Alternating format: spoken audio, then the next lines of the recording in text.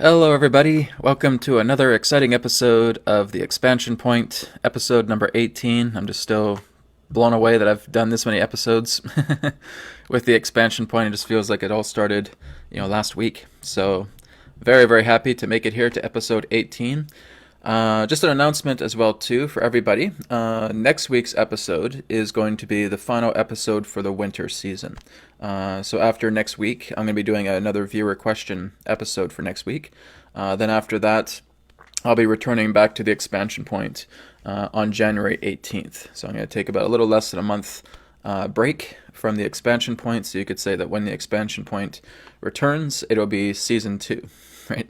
So this will also give me some time to kind of come up with more episodes as well too, because I'm kind of just doing the episodes week by week and saying, okay, what's a good thing to talk about, what's a good thing to discuss, and then I just kind of put it all together in that way.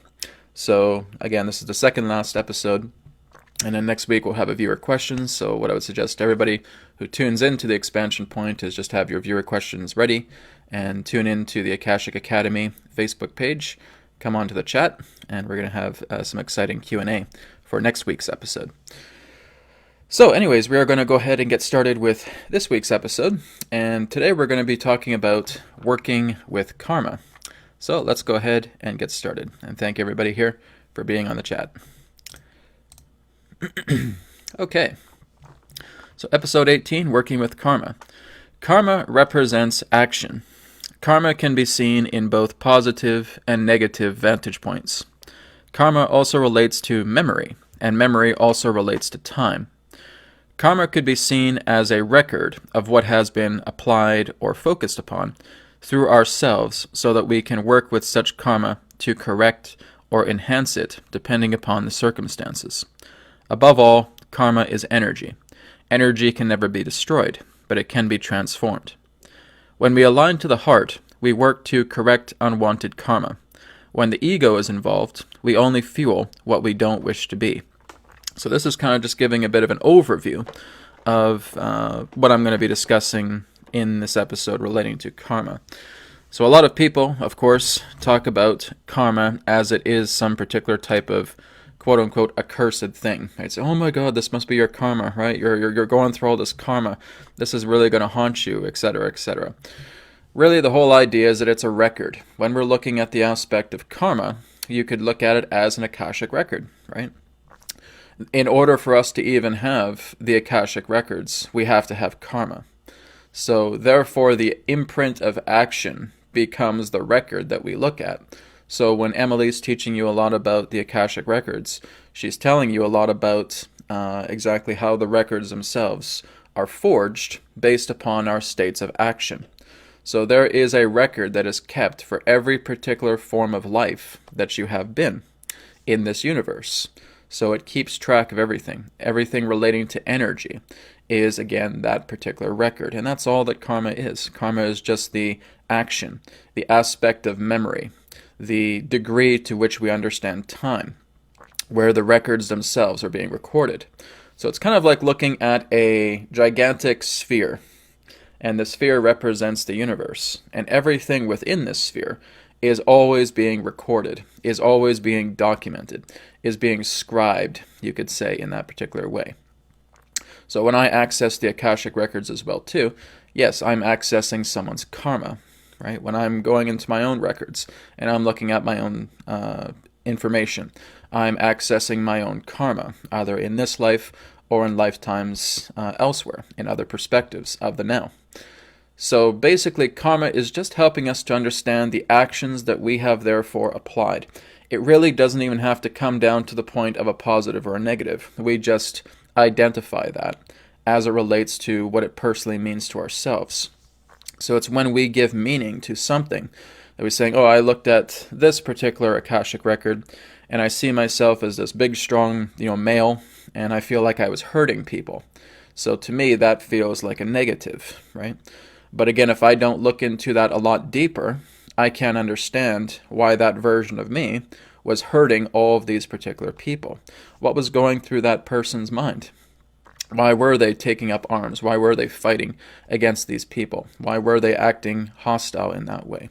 And then you look deeper into that person's mind, and you understand that they are completely afraid. They're afraid of everyone, and they're afraid of everything. They have been rejected beyond all recognition, and they feel that they have to lash out. It's the aspect of great rejection, great abandonment, great abuse, right? The three traumas of humanity: rejection, abandonment, and abuse. So I look into that aspect of karma and saying, okay, well, now that I've looked into that aspect of myself, that's this big, strong guy that's attacking people in that way, I go later on into the life and I take a look about what that person is doing. Now, maybe that person is starting to make amends for what he has done. He realizes that he has hurt people in the past, and now he's basically doing what he can to serve people, to start repairing gizmos, to start repairing gadgets, to start building things, to start carrying things for people as well too. So now he's making amends in regards to what he has done in the past. Well, what is it that we're experiencing here? We're experiencing karmic realignment. We're experiencing karmic balance here. It's a set of scales. That's all it is.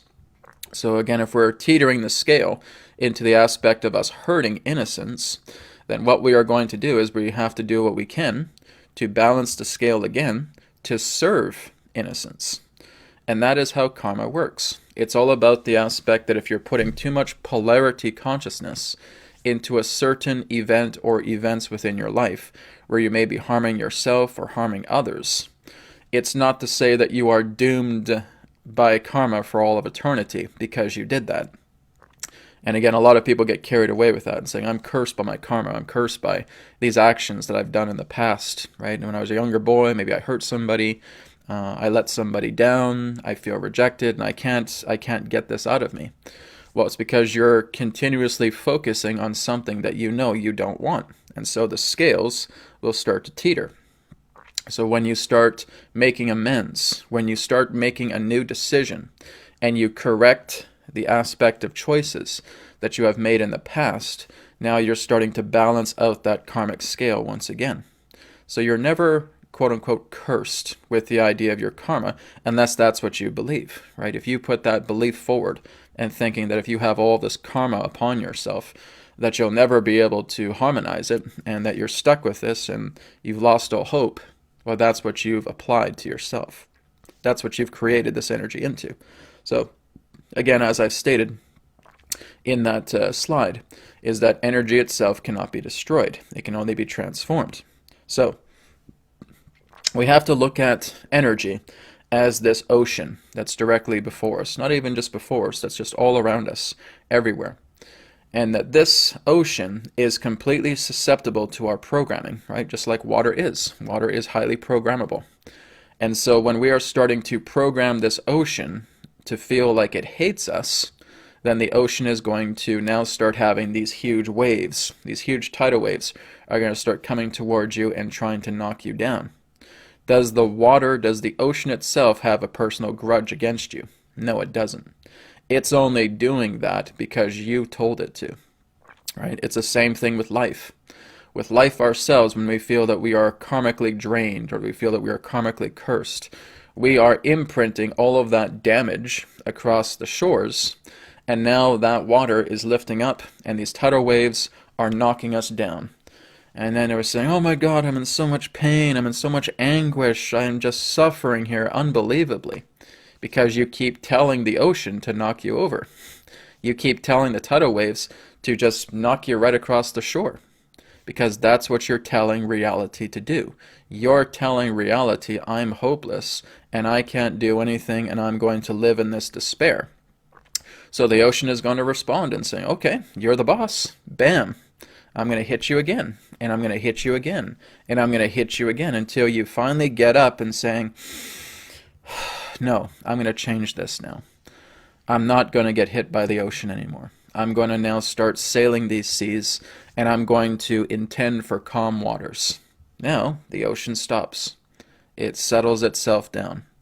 Now you bring yourself a boat, and you start sailing the seas, because now you're putting the intention for a positive reinforcement that's coming together. And that's what you're doing. And many of us sabotage our reality. I'd pretty much say almost every human being sabotages their reality because we still don't really know how to work it properly. right? This is our own body, everything that we are. It's not just the idea of this physical flesh body. Everything you see, smell, taste, touch, and hear, and sense within is a part of yourself, right? Within yourself is the causal. Outside of yourself is the effect plane, right? So everything pertaining to what you are able to physically witness around yourself is the idea of your effect. So you are creating the effect based upon what is being caused within yourself.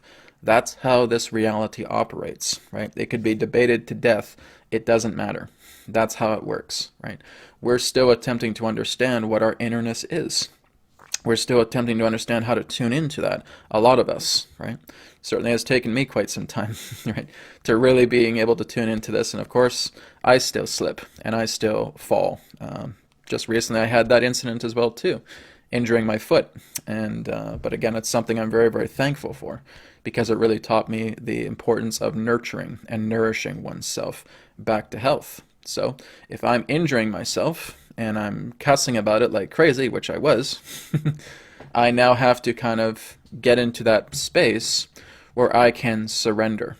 And I look at that and saying, I'm not going to reflect in hypothetical jargon based upon something that's already happened. What has been done cannot be undone. It's not about hopping in a DeLorean and being able to go back into that situation and try to change it, because even if you had such a technology, that's not going to happen. Karma is going to overshadow any particular type of time travel technology, right? If you have this particular karma here that is left unresolved, I don't care if you have 1,000,000 DeLoreans, right? If you're able to hump into every single one of them and try to change all of these particular timelines, it's not going to happen, right? You're going to still face your own karma. That's energy, and energy is higher than the aspect of a technological gadget. So you have to work to correct yourself. So really, you don't need a time machine.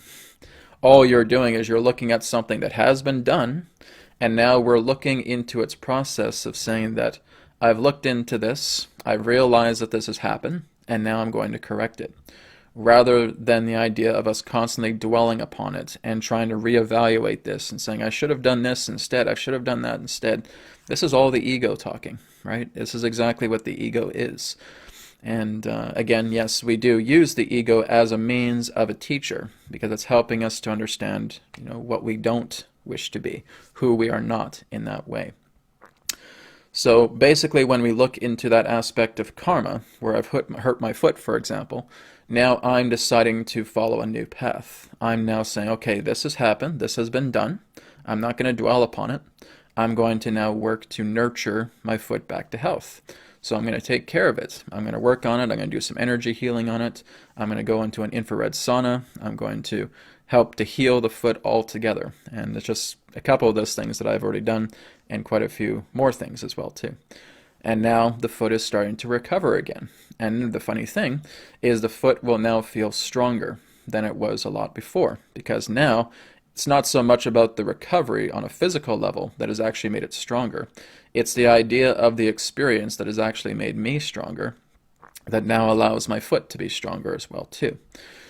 That's how it happens. So really, when we start to look at all of these aspects of anguish pertaining to karma that we're dealing with, as long as you wallow within that karma, it's going to continue to haunt you, right? It's like the ocean example. You keep telling the ocean, I'm hopeless, I can't do this, I don't deserve to change.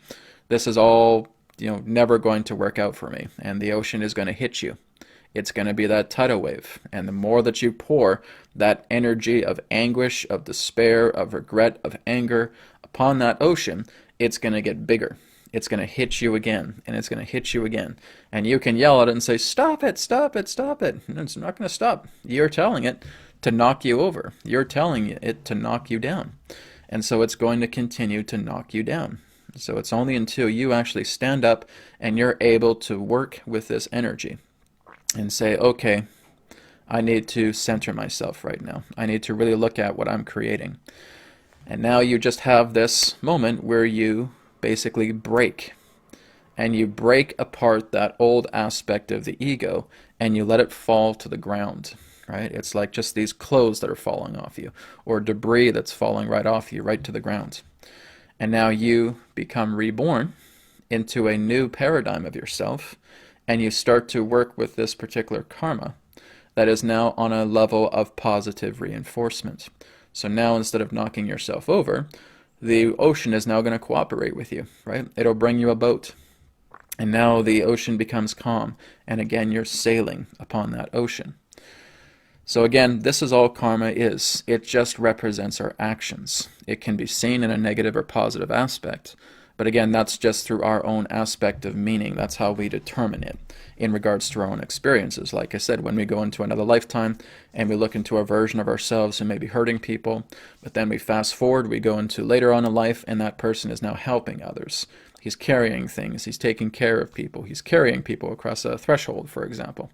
Right? And now we're seeing how that is reshaping his entire life. He's hurt people previously, but now he's balancing the scales and he's harmonizing it.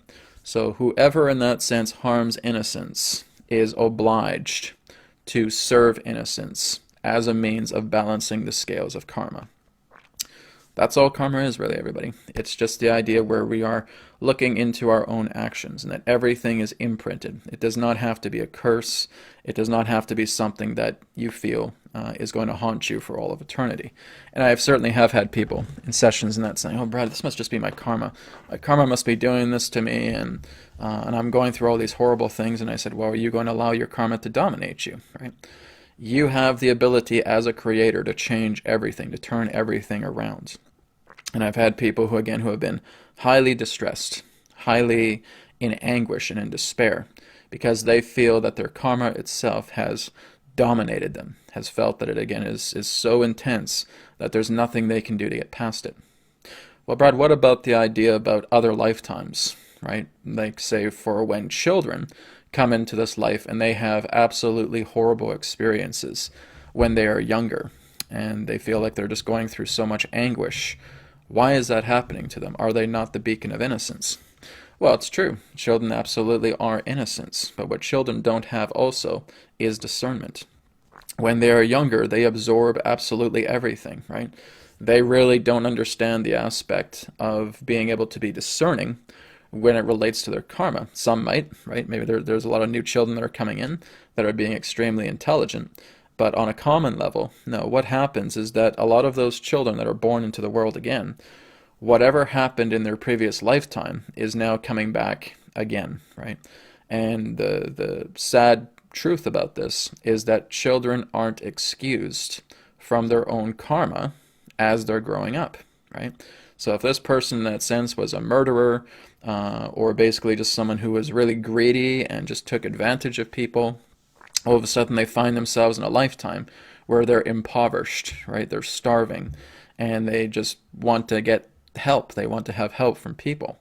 And this is basically a part of their own karmic lesson, because in another lifetime they may have been very, very rich, very wealthy, and they have basically used people and just kind of kicked people to the curb so that they could become more wealthy and more powerful in that way. But of course they died of a heart attack, and they weren't able to make amends of everything that they have done. So what happens is that energy transfers over, and as part of your life lessons, you therefore incarnate as an impoverished child. And now you're learning about the idea of receiving help from others, of working together with others, to try and help together with others so that you can stay fed, so that you can stay housed, so that you can stay nourished. And a lot of people go through those particular levels of karmic aspects, right? So it's the aspect of attempting to bring karmic realignment around, right? This is basically how the universe works. It understands itself in that state of magnetics. So the polarity consciousness of a person who is very greedy, very manipulative, very hurting to other people will therefore incarnate, and now they're the ones being hurt. They're the ones that are struggling. They're the ones that are trying to survive, because this is them working off their own karmic debt. Right? They have a karmic debt that they put so strongly upon themselves, where they have hurt everybody else, where they have just robbed people of their money, where they felt like they were just manipulating people all over, right? And now, as a result, they become this impoverished child. And now they're looking for the help and the sake of others to being able to survive, right? that again is just part of their journey, right? I've certainly looked into lifetimes where I've gone through great amounts of suffering as well too, as a child, impoverished. And again, I've also had lifetimes where I was just very, very cruel, right? As a priest in Egypt, setting people on fire, torturing them, doing horrible things, right?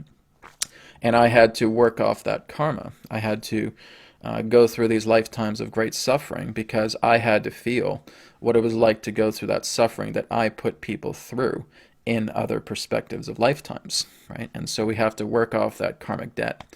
I'm not saying that all impoverished children are going through that type of experience, but this is just the idea of an example, right? If we're not able to learn from our situations on a karmic level about what we're doing to other people, what we're doing to ourselves, what we're doing to the environment, what we're doing to our space, then what's going to happen is that person is going to incarnate again, and they are going to face the consequences of their actions based upon the people that they have hurt, the innocents that they have harmed, because now they are existing as innocents and they're becoming harmed, right?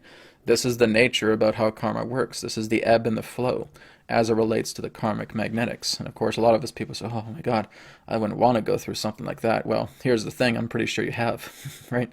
In some particular lifetime, you certainly have gone through something like that. And again, that's not something in regards to a state of judgment. It's the idea of that person's own energy who's being completely oblivious to the people that they are hurting. And now they come into a lifetime where they are becoming the hurting person themselves because they haven't quite got it. They haven't got how they were actually hurting other people, how they were causing harm to other people, manipulating people, stealing their money, whatever it may be. And now they're going to see all of those things happen to them. They're going to be caught. They're going to be manipulated. They're going to be hurt. They're going to have their money stolen. They're going to have their food stolen, right? Because they have to understand what it is that they themselves have gone through as a soul. When they finally realize that, and when they make amends for what they have done, they're atoning for themselves, everything now changes, which means you could have a start of a most horrifying life. But when you finally break down and realize, you connect the dots about what's happening here, and you are able to atone for what you are now noticing has happened to you in other perspectives that again is leaking into this life, right? It's bleed-throughs.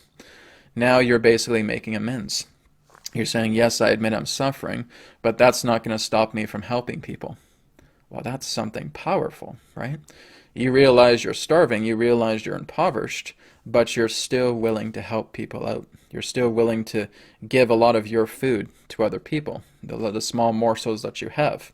You have a small blanket around you. You go over to another person, you put it around them. That's powerful, right? That's you making amends. That's you atoning. Now all of a sudden you have these situations coming into your life where food's becoming a little bit more abundant. Shelter is now starting to become abundant. Well, what did you do? You realized the idea of the mechanic about what you were going through in another lifetime and looking into this lifetime, that even though you were going through suffering, it was not going to stop you from having a compassionate heart. So now you're learning how to grow a compassionate heart right now. You're serving others. You're working together with others. Now this aspect of impoverishment is coming to an end. You're now starting to see yourself growing and expanding, and compassion is just going by leaps and bounds here because you now know and saying, I don't care that I'm suffering. I just want to help others. I want to be here for other people, and I'm going to offer that assistance, right? And this compassionate heart now starts to grow through you, and now you're starting to feel very good about yourself, right? You're starting to work through this karma. You're starting to work through the actions previously applied of great greed and great manipulation, and now you're transforming it into something profound. You're turning it into something grandiose that represents compassion and love. And now you notice you're not even starving anymore, because all these opportunities, all these situations are coming into your life where you're now being well fed, you're being well housed, and you're taking people with you. You're sharing that love with them and saying, come live with me, come eat with me. I have all this food now, right? We're getting opportunities. We're getting people who are helping us. And now in that sense, I can continue to help more people in return. It's the aspect of that ebb and flow. You just in that moment of the realization that you can be more compassionate, completely rebalanced an aspect of karma altogether, which means that you could be a sociopathic murderer in one particular lifetime, slaughtering people left and right, And of course, having close calls like that in your current life, but again, as soon as you snap and you feel that mechanic of being able to know that you're able to atone, you're able to be compassionate, saying, even though I'm suffering, I don't care. I'm going to help people. I'm going to work with them because I know that I am able to. There's something within me that knows I can do this, and I have faith in myself. I start to put that value into work, into practice, and now I start to work together with other people. I bring a compassionate heart forward, and I'm just doing this because it's who I am. I'm not looking to get a silver polished reward, a gold stamp on my hand, or anything of that nature. I'm doing this because this is who I am. That's what makes all the difference, right? That's what transforms you into a compassionate person. That is what eliminates lifetimes of harsh karma to now come into a state of soft, loving, compassionate karma. That's all we have to do, is the idea in that sense of getting out of this I and the body and the labels and the names that we put upon ourselves that feel that we are restricting ourselves, we're conditioning ourselves, we're burying ourselves into the dirt. Because it's always, well, what about me? What about me? How does this happen? How about me? What am I going to do about this, etc. It just becomes this whole idea, it's not about you, right? It's about the idea that you have to look at yourself as everything. You have to look at yourself as everyone, rather than feeling, how am I going to pay the bills? How am I going to survive? How am I going to do this? How am I going to do that? I, right? That's what's causing you to have all of this anguish in the first place, is because you're only thinking of yourself. So when you start to see yourself in the true nature of your body, the reality body, now you're working together with all facets of your true self that represent reality itself. And now you don't care if you're struggling. You don't care if you're going through a hard time. You believe in yourself. You trust yourself. You have faith within yourself to go out and start working with other people, to start talking to other people, to turn on a video on a YouTube, right, and say something inspirational that lightens up a person's day. That's it. That's the same as if you were helping a person across the street, or if you were helping to feed a person. You're making someone feel good. And that's what's going to make all the difference. That's how the universe now transforms in saying, he's having his compassionate heart. She's having her compassionate heart now. And now all of this energy of opportunity to continue to assist and to help and to grow your compassion will come forward. That is true karmic alignment. That's how we atone in regards to aspects of selfishness, of greed, of anguish, of hatred, of anger, all of that. We're turning that around. We're transforming it. Because now we know that if we've harmed the innocence of ourselves or of others, we need to turn that around. We need to serve ourselves. We need to serve others. We need to serve our entire reality body. That's what turns it all around. And I don't care if you have $1 million in your pocket. I don't care if you have $1 in your pocket. It doesn't matter. Compassion doesn't come at a price. With you following simple acts of kindness and being able to help other people, that doesn't take any money out of your pocket to do, right? That's just basically going down the street, wishing someone a beautiful day, complimenting them on what they're wearing, right? Just doing any particular simple act of kindness that you feel that somebody else can receive through you, because you know that you can offer that, and that's the power that you have. That's you getting on your own side. That is service to self and service to others, coming together in a state of balance. All right? So again, just something for you guys to ponder as we conclude this episode now on working with karma. I want to thank all of you, again, on the chat for joining me. And again, look forward to next week's episode where we will be doing viewers' questions. So again, get your questions ready for next week, as that will be the final episode for Season 1, and then coming back for Season 2 here on January 18th. So thank you, everybody. Much love to you all. Take care, and I'll speak to you again in another perspective of the now. Goodbye.